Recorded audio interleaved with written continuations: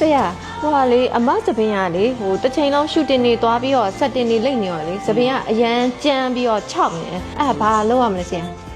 ဒီမှာတော့ pre treatment လေးရှိတယ်သူကတော့သပင်း6ဓာတ်ခွာရတယ်တော့တက်တာ ဟုတ်ကဲ့ အဲ့မျိုးအဲ့ treatment လေးလုပ်လိုက်တာဒီနေ့ပြန်ကောင်းလေးဖြစ်သွားတယ်နော် ဟုတ်အချိန်ရလည်းအရန်မရတော့လေကြာမှလားဆရာ သူကတော့နိုင်ဝဲကြော်တော့ကြာ อ๋อအဲ့ဆိုတော့ရပါတယ်ဟုတ်ဟုတ် အဲ့ treatment လုပ်လိုက်မယ်နော် ဟုတ်ကဲ့ဟုတ်လွတ်လိုက်မယ်လေဆရာဟုတ်စပင်းကတော်တော်ကြီးကိုကြမ်းပြီးပြက်စီးနေပြီဆက်တင်နေခဏခဏလိမ့်လို့လေ ဟုတ်ကဲ့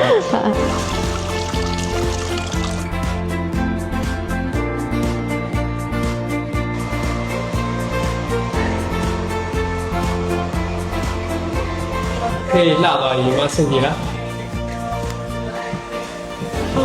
စပင်းကလုံးဝမညှိတော့ဘူးနော် ကြီးတော့ လုံးဝ တော့လိုတဲ့ဟို protein တွေပါဖြည့်နေတယ်ဆိုတော့6ဓာတ်ခွာရတယ်တော့တက်တာပါ တော်တော်ကောင်းသွားပြီနော်ဟုတ်ဆရာဒီ treatment ကလေဟိုဘယ်နှကြိမ်လောက်လာလောက်ရမလဲမသိ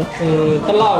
ဒီချိန်နဲ့တရားလုပ်နေတယ်အဆင်ပြေပါတယ်။ရေးစိတ်ကြံမလို့ ဟုတ်ကဲ့ဟုတ်အချိန်လည်းအရင်မပေးရအောင်ဆိုတော့လေဟုတ်လာလုပ်လိုက်ပါမယ် အနိုင်ဝဲကြော်လောက်နေဒီလိုရက်ရတာပေါ့နော်။တော်တော်လေးကောင်းလား